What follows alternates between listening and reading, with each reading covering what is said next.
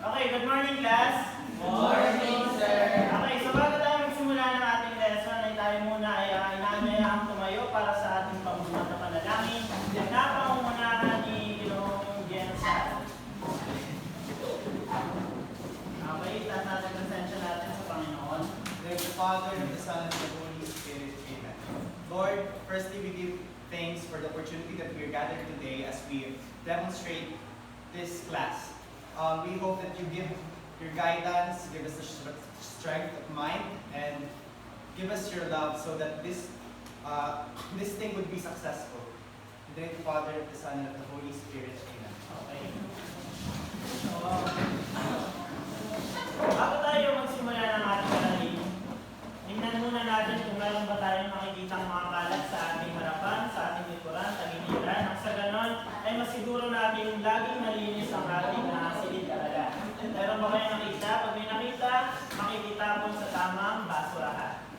Okay. Ngayon naman ay tumungo naman tayo sa pagtala ng mga lumiban sa klase. Ginoong Bien, ilan ba ang lumiban ngayong araw na ito? Sir, parang ito ba'y hindi malapang na nahati ngayon? Wala. Okay. So, Okay, so nakakatuwa namang malaman na wala ang lumiban ngayong araw na ito. So palakpakan natin ang ating mga sarili. Okay, so tumako na tayo sa ating balik-aral. Na kung saan ito yung mga pinag-aralan natin noong nakaraang araw. Okay, so dito, sasagutin natin ang mga sumusunod na katanungan na ating napag-aralan noong nakaraang aralin. Nariyan ang mga scramble words na siyang magbibigay ng ideya tungkol sa tamang sagot. Okay, number 1. Makikibasa nga ako ng number 1. Question. Listen.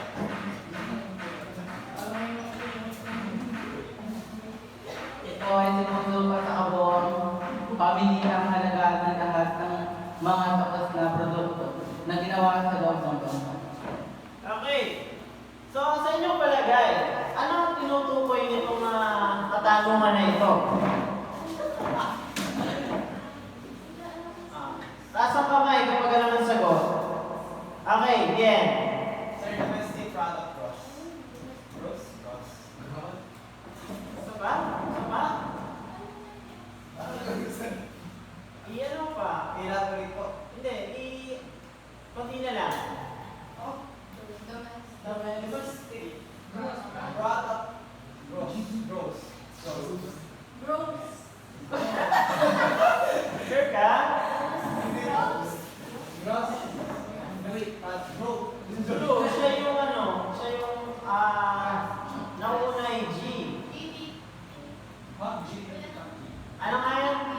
Yes, Vincent. Gross. Domestic product. Okay, tama. Last domestic product.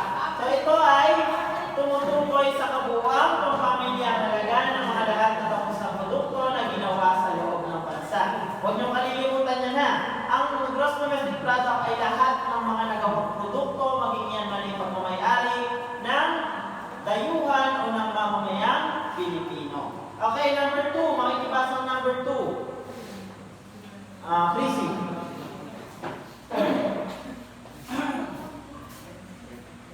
Ay sumusukat sa kabuuang pampamilihang halaga ng mga produkto at serbisyo na nagawa ng mga mamamayan ng isang bansa. Okay, so ano ang tamang sagot sa katanungang pangalawa? Ibang kami naman. Okay, tama. Gross national income. Okay, so kitang-kita na meron kayong natutunan sa ating mga nakaraang aralin. Okay, number 3. Ito ay sumusukat. Bien, makikibasa bien. Ito ay sumusukat sa average ng pagbabago ng presyo ng mga produkto at serbisyo. Okay, anong tamang sagot? Yes, green. Okay, very good. Price index. Ito ay tumutukoy sa pagbabago ng mga presyo sa pamilihan o yung kadalasang pagbabago ng mga presyo sa pamilya. So, nakakatuwa naman at lahat kayo ay may natutunan sa nyo talaga yung kaalaman na aking itinuro noong nakaraang aralin. Okay, so ngayon dumako naman tayo sa ating activity na kung saan meron tayong babasahin comic strip na nagpapakita o nagpapaliwanag tungkol sa araling ating tatalakayin ngayong araw na ito. So ngayon, tatawag ako ng dalawang estudyante para basahin ang comic strip at makinig ng mabuti ang lahat. Ano? Okay, so tatawagin ko, ang kailangan ko ay lalaki at babae. Sa lalaki, Ilog po, sir. Ha? Francis, Francis. Babae man din ako, kasi binigay ko sa Okay, Francis, and then babae. Sino babae? Ahala, babasahin niyo lang ito at pinagawa mo sa video. Okay. Hindi na.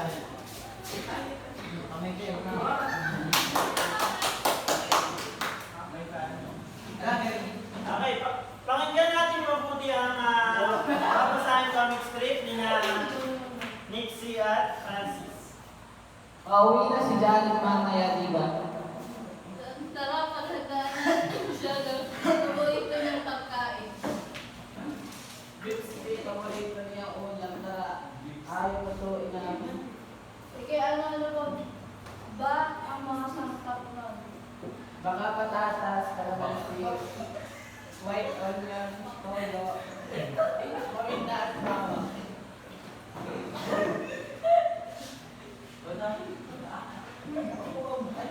Magdala tayo ng 100 PS because Di ba mahal ang mga bilihin ngayon? nagmahal na di ba sa business na pinakaharap ng bansa pero may takdang price set, price setting. Kaya at sa patatas naman ang kailangan natin kaya kami ng 500. Pabili nga po ng isang kilong patatas at isang kilong baka.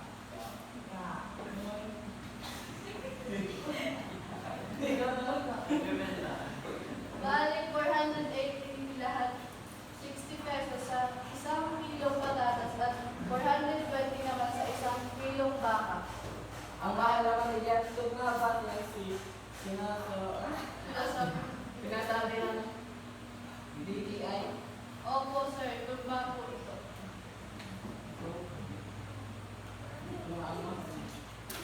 Ang mahal naman ito, hindi ba ito lumanagdag pa sa price selling? 20 pesos ang itaas ng presyo ng isang kilong baka dahil noong Pebrero ay 400 pesos ito. Pasok ito sa SRP, price selling, at price alert na inilagay ng ating pamahalaan. Kung tatanungin mo po ay 42%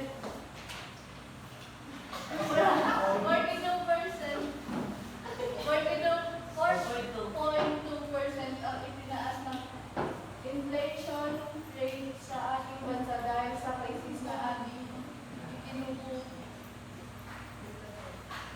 kinakaharap na siya kung magpapataas ng presyo. Dapat na talaga natin magpipid habang hinaharap natin ang krisis na ito ay patuloy ang pagtaas ng presyo ng ating mga kakamagay. O siya, maghanda na nga tayo para matutunan natin ito. Sige. Okay, palakpakan natin ang dalawang kamag-aral sa kanilang pagbabasahin ng comic strip na nagbigay ng idea para sa ating aralin. So sa napakinggan natin comic strip, sa inyong palagay, tungkol saan ang ating aralin tatalakayin ngayon? So, basahin natin ang pagprosesong tanong. Sa inyong palagay, ano ang ideyang ipinapahiwatig ng comic strip tungkol sa araling ating tatalakayin ngayong araw? Yes, Ginoong Bien? Sa pagtaas ko, tungkol sa pagtaas ng presyo. Okay, tungkol sa pagtaas ng presyo ng mga bilihin, maging sa pamilihan man, o kung saan uri ng pamilihan, o maging online man yan, o physical na pamilihan. Okay, number 2. May isagot ng number 2? May ibasa number 2? Yes, Christy. Babasahin nila.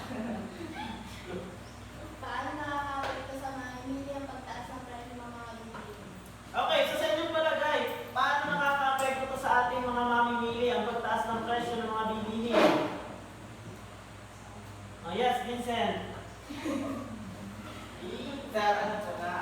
Masyado kung tumataas ang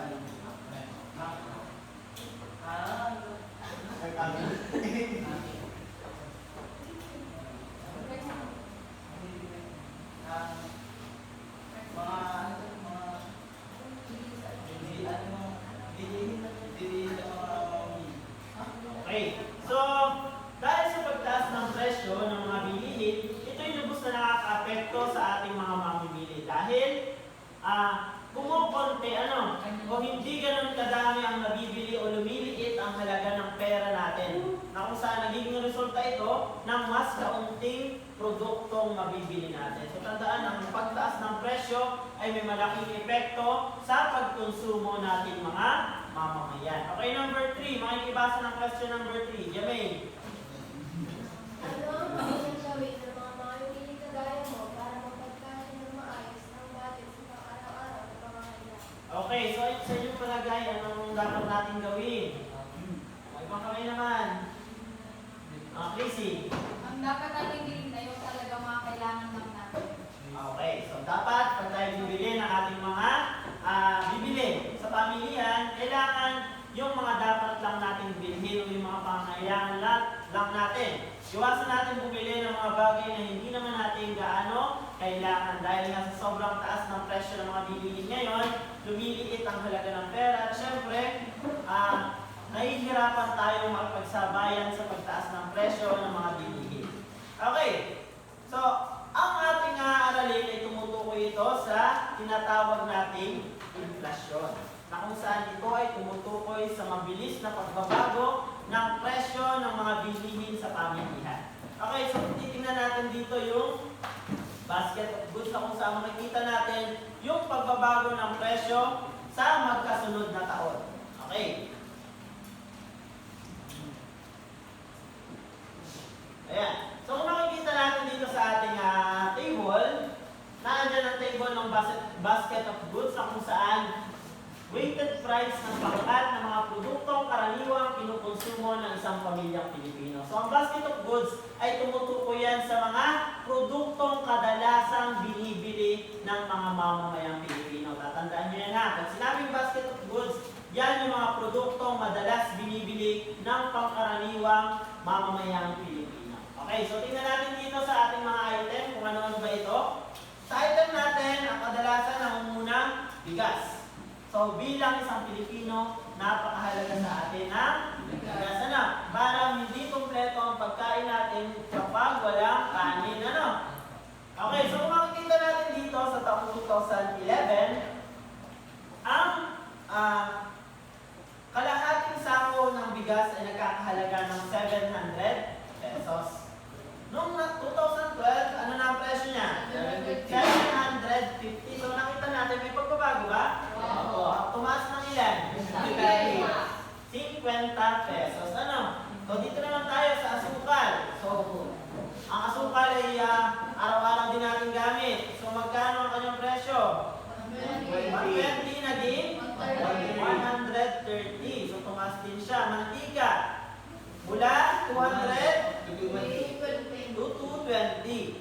And then isda 175 and then naging ngayon 190 na. At karne ng manok 250 at naging 300. So kung makikita natin sa total weighted price, ang presyo ng kabuuang basket of goods ay umaabot ng 1,445 pesos noong 2011 at noong taong 2012 naman ay naging 1,590 na. So kumbaga, tumataas ang presyo ng mga bilihin na kung saan lumiliit ang halaga ng pera natin. Okay, so bago pa tayo pumunta sa definisyon o mas malalim na pagpaliwanag tungkol sa ating tungkol sa inflasyon, panoorin muna natin itong video presentation na inihanda ko.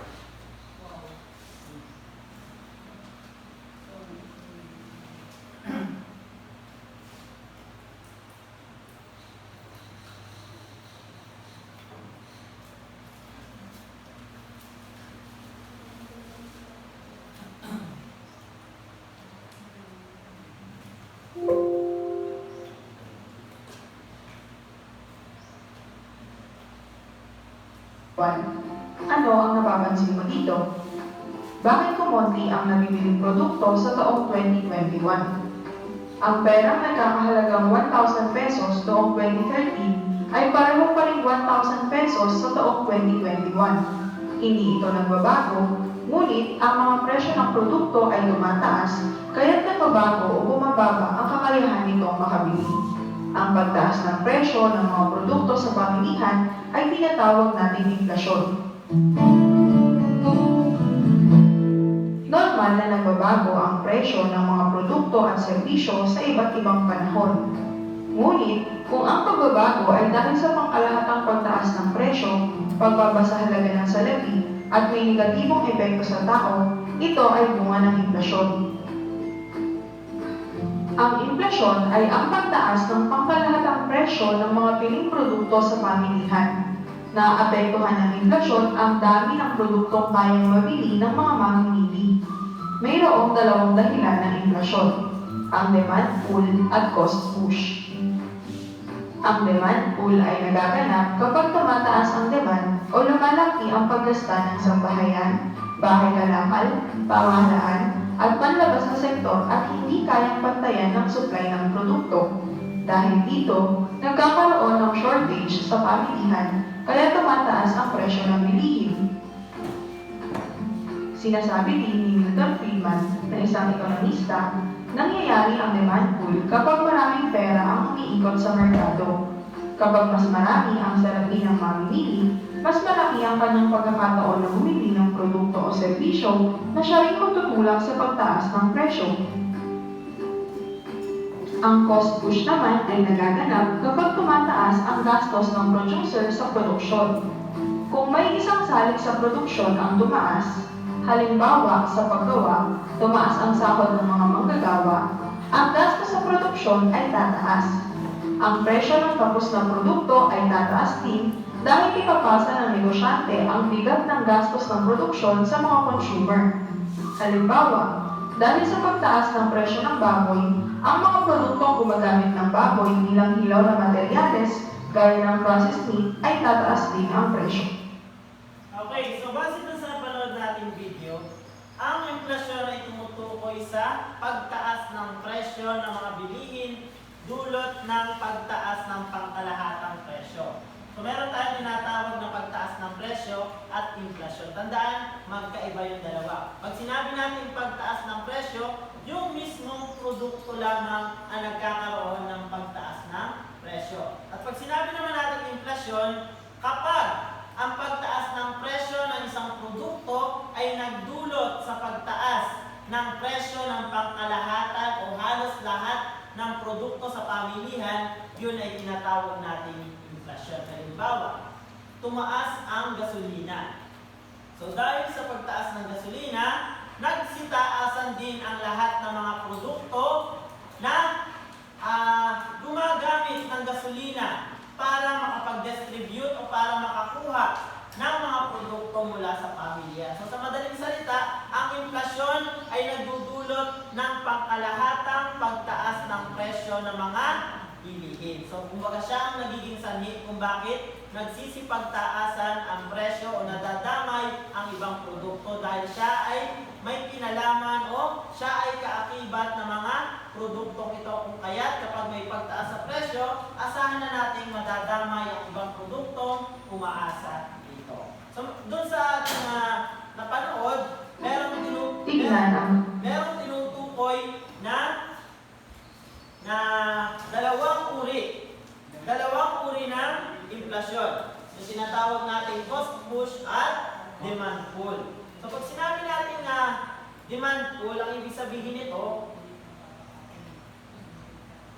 pag sinabing demand pull, nagaganap kapag tumataas ang demand o lumalaki ang paggasta ng sambahayan, bahay kalakal at panlabas na sektor na nagdudulot ng kakulangan o shortage sa supply ng mga produkto sa pamilihan na nagiging sanhi ng pagtaas ng presyo ng mga bilihin.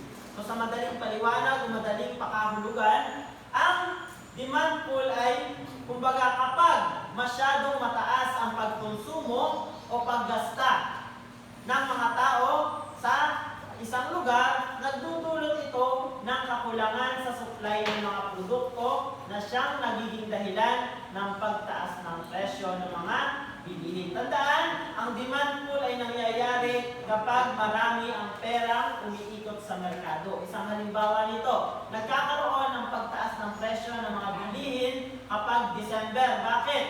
Pag December, madaming pera ang tao. Naandyan ang 13-month pay, naandyan ang bonus, Christmas gift, at kung ano-ano pang mga bonus. Kung kaya't madaming pera ang tao. So kapag madami ang pera ng tao, asahan na natin na tataas ang demand sa mga produkto. Bakit? Madami silang pambili. At yun ang nagdudulot kung bakit nagkakaroon ng kakulangan o pagtaas ng demand, pagtaas ng pagbaba ng supply ng mga produkto na kung kaya't nagkakaroon ng pagtaas sa presyo ng mga bilihin. Okay, so dumako naman tayo sa cost push. So ano ba ang cost push naman? Makikibasa nga ng cost push? Yes, Christine.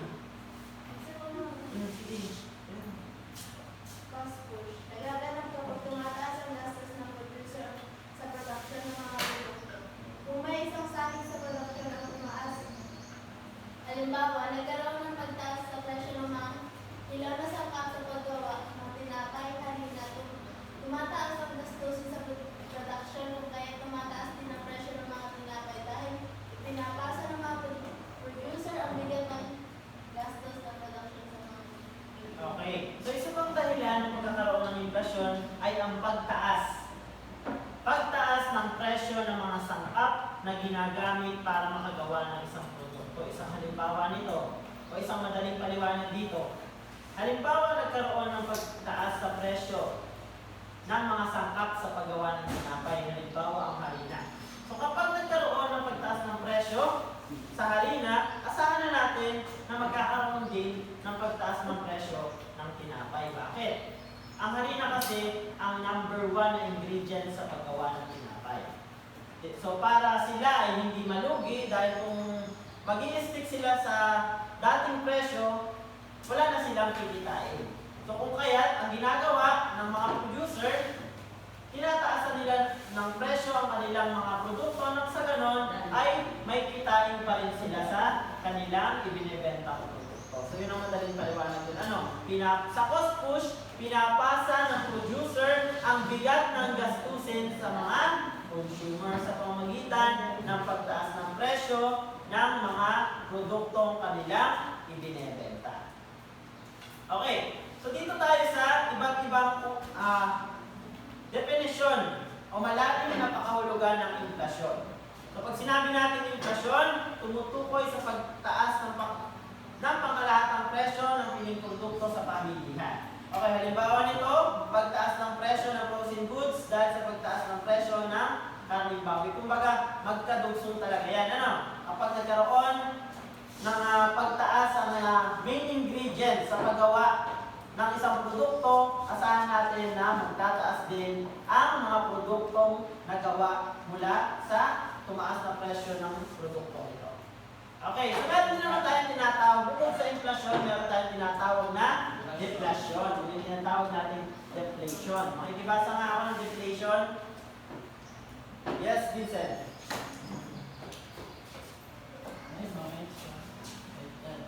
Pagbaba ng presyo ng mga produkto sa pamilihan. Nagdudulot ito ng malaking kaginhawaan sa mga consumer dahil mas marami silang nabibiling produkto. Okay. So, kabaliktaran naman siya ng inflasyon. Ang deflasyon ay kabaliktaran ng inflasyon na kung saan ito naman ay ang pagbaba ng presyo ng mga produkto sa pamilya. Pero ito ay bihira ito mangyari. Kadalasan talaga, mas madalas mangyari, tumataas ang presyo ng mga bilihin. Kumbaga, ito ay nangyayari man, mangyari man ito ngayong linggong ito, ang susunod na linggo, hindi natin inaasahan, tataas ulit ang presyo ng mga bilihin. Depende sa pagtaas ng presyo o sa pangangailangan ng mga mamamayan. So kapag mataas ang demand, asahan natin, mataas din ang presyo ng mga bilihin. Okay. So bukod sa inflasyon, meron tayong tinatawag na hyperinflation. na kung saan mas malala ito kaysa sa inflasyon, na kung saan ang pagbabago ng presyo ay maaaring maganap bawat oras, bawat araw, bawat linggo, buwan o taon. So ito ay kumbaga napakabilis niya. Hyperinflation ang tawag kapag ang presyo ay patuloy na tumataas bawat oras, araw at linggo. So kumbaga hindi tayo nakakasigurado na kung saan, halimbawa ang presyo ngayon ng gasolina ay sabihin na natin 7.72. Sa susunod na araw o bukas, hindi natin sure kung yan ay magiging 75, 80, 90. So ang mabilis na pagbabago ng presyo ng mga produkto ay tinatawag natin hyperinflation. Isang halimbawa pa nito, yun ang nangyari noong nakaraang taon, 2022. Nakaraang taon pa, 2022, na kung saan nagkaroon ng hyperinflation sa sibuyas. Na kung saan ang sibuyas umabot sa 600 ang isang kilo. So linggo-linggo halos nagkakaroon ng pagbabago sa presyo niya. Yung isang halimbawa, ng isang araw ang presyo lang niya ay 300. Kasunod na araw, halimbawa Biyernes ngayon, Sabado kinabukasan, syempre Sabado, ang presyo niya ng Biyernes ay 300, nung Sabado siya ay 400 na. At nung sa susunod na linggo, siya ay umabot na ng 600, na kung saan napakabilis ng pagbabago ng presyo ng mga bilihin. So tandaan, ang inflation ay ang pagtaas ng presyo dahil sa pagtaas ng pangkalahatang presyo ng mga bilihin. Ang deflasyon naman ay tumutukoy sa pagbaba ng presyo at ang hyperinflation naman ay tumutukoy sa mabilis na pagbabago, pagtaas ng presyo ng mga bilihin. Okay.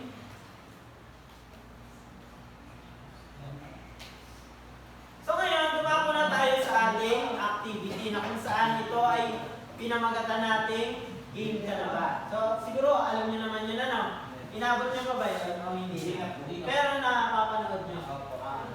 So ang game ka na ba ay isang question and answer na kung saan babasahin yung tanong and then kayo ay pipili sa mga letrang pamimilian kung ano yung tamang sagot. So bago tayo magsimula, basahin muna natin ang mga panuntunan sa pagsasagawa ng laro ito. So mahalagang sundin natin ang mga rules o panuntunan para maayos natin may sagawa ang ating activity. Okay, number 1, pinakamahalaga, makinig ng mabuti sa guro habang isinasagawa ang gawain.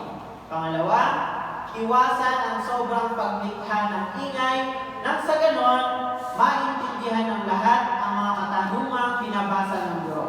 Pangatlo, kapag sumasagot ang isa sa mga kamag-aral, pakinggan natin mabuti at huwag abalahin o i-distract ang kanyang pagsagot. Pang-apat, igalang ang isa't isa nang sa ganon ay maiwasan ang makapanakit sa damdamin ng inyong kamag-aral. Number 5, iwasan ang pagiging malikot para maiwasan ang anumang hindi inaasahang aksidente na maaaring mangyari. At number 6, huwag gawing katatawanan ang pagkakamali ng iba, bagkus ay tulungan silang makuha ang tamang sagot. Naintindihan niyo ba yung ating mga panuntunan sa pagsasagawa ng ating gawain? Okay, so kung naintindihan niyo, dito na tayo sa game ka na ba? So, sa economics game ka na ba, ang bawat grupo ay may isang representative. Bawat paunahan, tumaas ng kamay sa pagsagot at ang makakakuha ng tamang sagot sa mga katanungan ang siyang makakakuha ng puntos. Ang unang grupo na makakakuha ng pinakamataas na puntos ay silang tatanghaling kampiyon. So, halimbawa, kada tanong, by group ka na, by group kayo, group 1 hanggang 5, and then, paunan kayo kung sino mas makarami ng points, at kung sino mas makarami ng points, sila ang mananalo. Okay, so, i-group natin into 5. Ito na lang. Wait, 5 kasi nasa. 5 na kami. 5 na kayo. Sige, 3 na lang, 3 na lang, para tayo magkasya. 4. 3 or 4.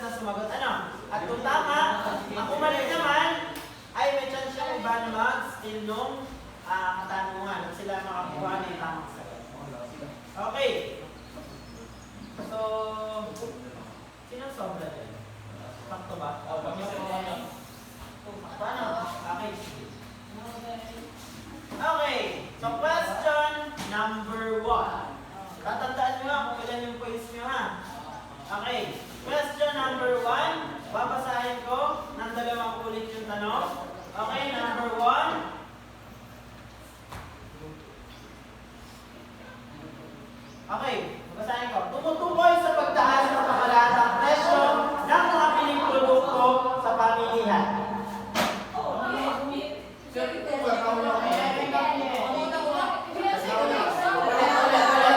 Alin?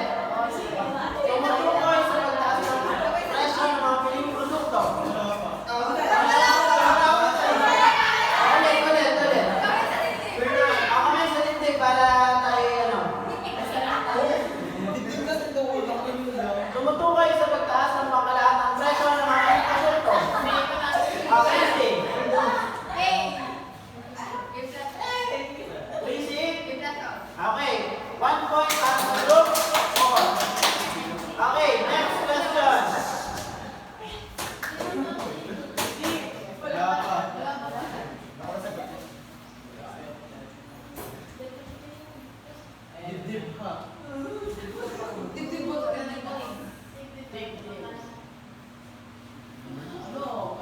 Okay, question number 2. Kamay sa dibdib. Umupo lang. Okay. Question number 2. Tumutukoy sa pagbaba ng halaga ng presyo ng mga bilihin. Yeah.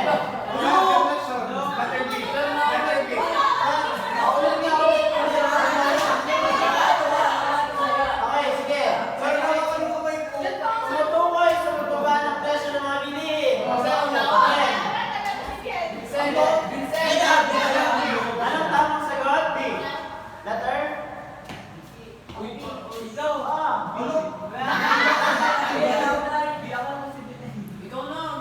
tamang sagot? Vision. Okay, 1 point na yung group 1 and 4. Okay. Okay. Number 3. Patapusin niyo ako magbasa. Pagkatapos ko magbasa sa akin yung masa. Okay, sige, magagawa ko nga para ano. Antayin niyo yung go ko ha. Okay, 3. Babasahin ko muna, antayin yung go ko. Number 3. Nagaganap kapag mataas ang demand, ngunit hindi sapat ang supply ng produkto. Go! Ayan. Okay, demand? Full. Okay, tama. Okay, next question. 1.1.14. Okay. Apple, group 3.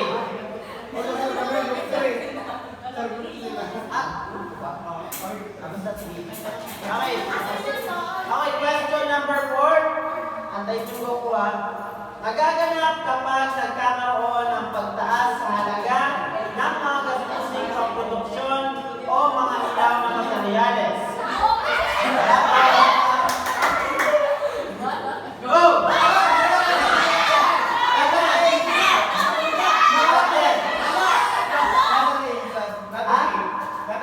Letter A. Okay, letter A. 2 points na. Group 3. Apple. Bilisan nyo tumaas ng kamay. Ano ako makakaroon kayo? 1 point na lang. Sila na okay. So ano tayo? Okay, anong na tayo? 5 na ng 5. Okay, question number 5. Tawag kapag ang presyo ay patuloy na tumataas bawat oras, araw, at linggo. Go!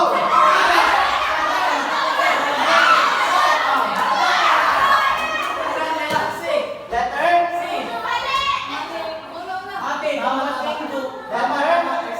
Hyper? Sila na kayo? Kayo ay 2. Kayo ay 1. Kayo ang lalaban dyan, ha? Last question. Last na ba? Isa lang pag Okay, antayin niyo po. Okay. Nagulat si Jake nang bumili siya ng Coke sa tindahan dahil ang kasalukuyang presyo nito ay 20 pesos na bottle mula sa dating presyo na 15 pesos. Ilang paagdan ang itinaas ng presyo nito? Go! Ulit.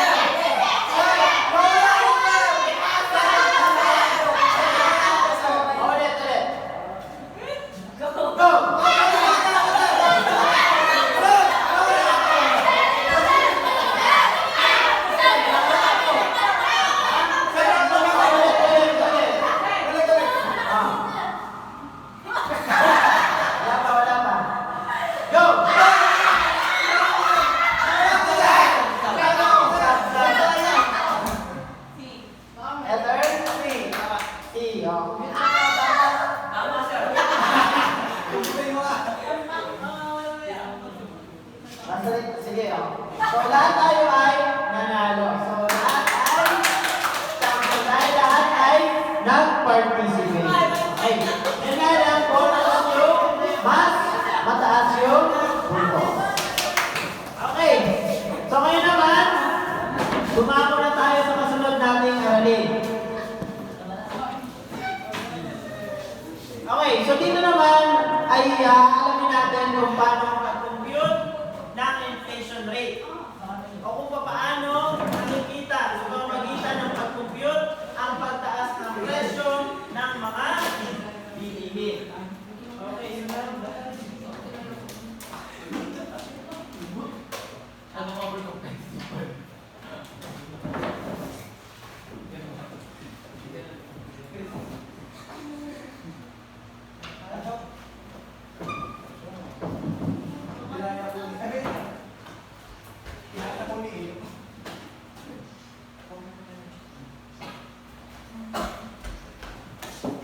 Okay.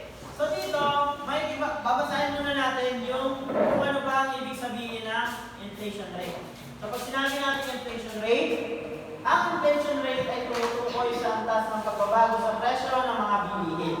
Ito ay nakukompute gamit ang sumusunod na formula. So dito malalaman natin kung paano makompute ang inflation rate ng isang produkto. So ang kanyang formula sa pag-compute ay IR for inflation rate is equals to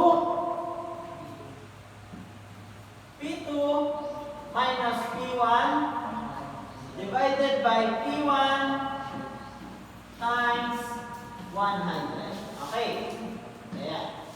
So, gamitin natin, hindi. Ang P2 ay tumutukoy sa bagong presyo. At ang P1 naman ay tumutukoy sa lumang presyo. Okay, so subukan natin i-apply ito sa ating problem. Okay, so babasahin ko ang katanungan. Ang face mask na dating nabibili lamang ni Aling Rosa na 90 pesos bawat kahon bago nagkaroon ng pandemya ay biglang tumaas ang presyo nito sa 150 bawat kahon noong nagkaroon noong nakaraang taon nang itinalaga ng pamahalaan ng paggamit ito bilang proteksyon laban sa COVID-19. Gamit ang formula, computin ang antas ng inflasyon. Okay, so gamit ang formula, compute natin. So, makikita nyo dyan, ang ating magiging P2 ay ilan? Mula doon sa ating problem. Ano ang P2? Bagong presyo. So, siya ang magiging P2 natin. Ang ating P1 ay magiging, ano ang P1? Lumang presyo. So, magiging 150 minus 90 at yung sa atin ng mga denominator, dahil siya ay P1, 90 pa rin ang ating denominator. So, ang gagawin natin, una natin gagawin, pag-minusin muna natin yung ating numerator. 150 minus 90, ilan? 60. Yeah. Kapag napag-minus na natin ang ating numerator, saka natin siya i-divide sa ating denominator. So, 60 divided by 90 is equals to 0.66.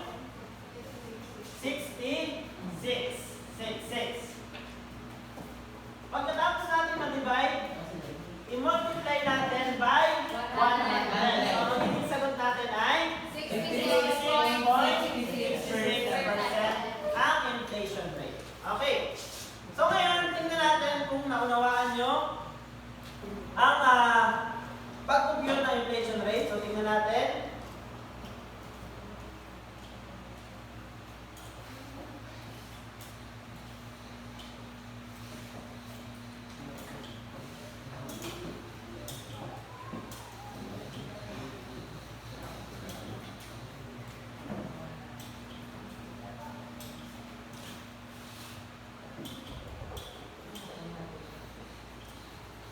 Okay, so meron tayo ditong dalawang problem.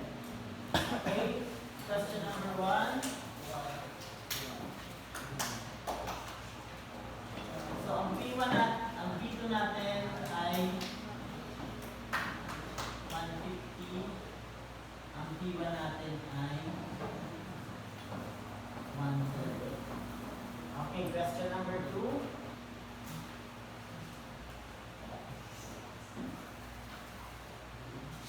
P1 natin ay P2 natin ay 30 at ang P1 natin ay 75. So, ang gagawin natin para sa ating activity na yan ay mag-i-group po kayo into 2 at kung sino yung unang maka-compute niyan ay sila ang tatanghalin panalo. Okay, so yung kayo magkakatabi na lamang. Kayo, dito ka. Ako, Joey. Dito ka, kaya ka. Sige, kuha na ng papel at yung unang makakasubmit siya ang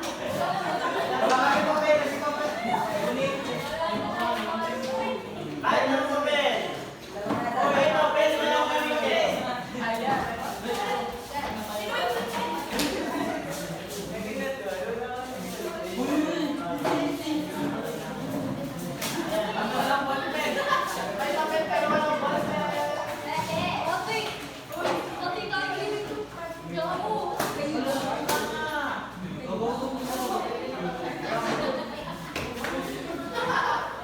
Okay, bilisan, bilisan.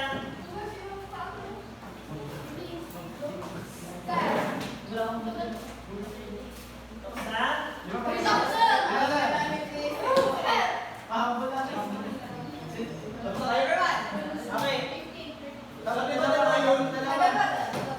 Okay na. Mind competition. Really ko, sagutin niya ng on the spot. Mind competition.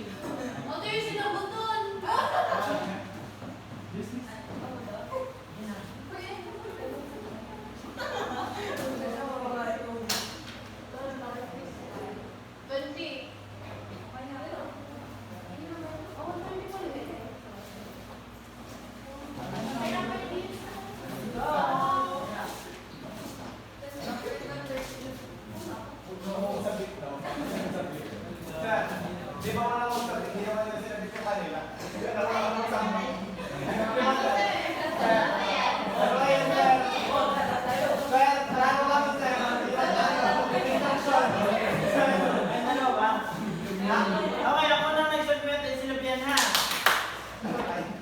Sige, solve mo lang yan easy.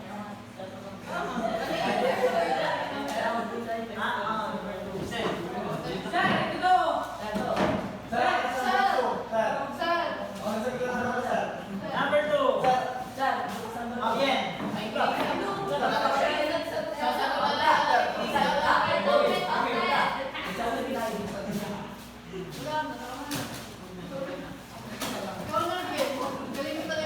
Okay. So, tingnan natin itong number 1. Ang ating beta ay 150. Ang T1 natin ay 130. 150 minus 130 ilan? 20. And then 20 divided by 130? 0.1538. 0.1538 times 100, ang ating sagot ay 15.38 ang ating inflation rate. So, tama ba? Okay, next. Dito naman tayo sa number 2. So, ang ating P2 ay 30, P1 ay 25. 30 minus 25? 5. 5 divided by 25? 0.2.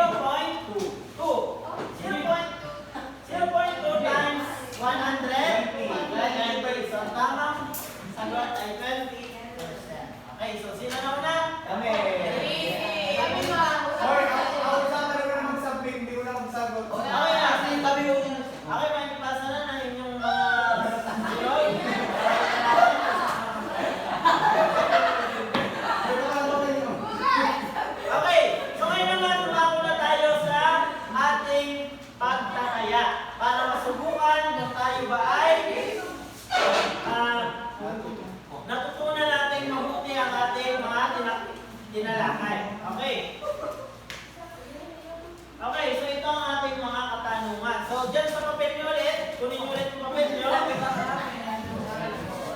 Magsasagot kayo dyan and then pipiliin nyo o ilalagay nyo dyan yung titik ng tamang sagot.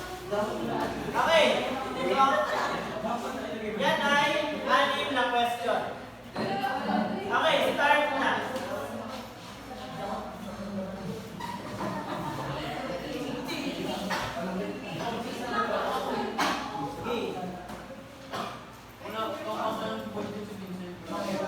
Ate, meron ako cellphone dyan.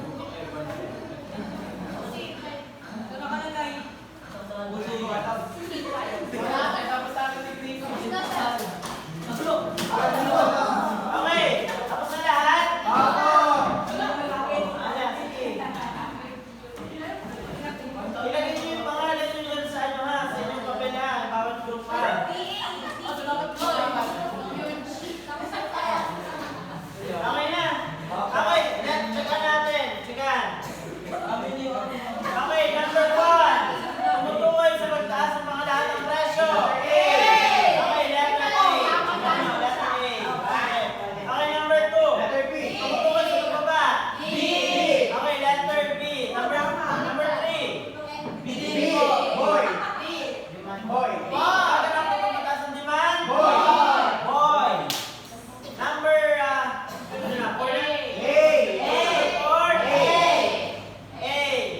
Number 5? C. C. Number 6? A.